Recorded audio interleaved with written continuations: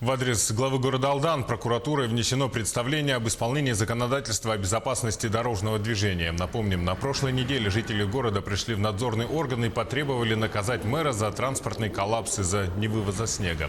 Заявление у людей приняли. В настоящее время акты прокурорского реагирования находятся на рассмотрении и контроле прокуратуры района.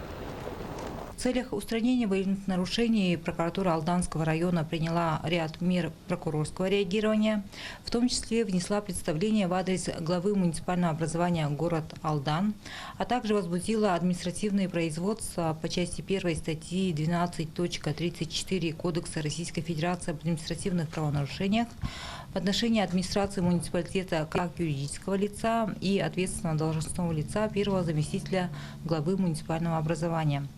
Акт прокурорского реагирования находится на рассмотрении, устранении нарушений на контроле прокуратуры Алданского района.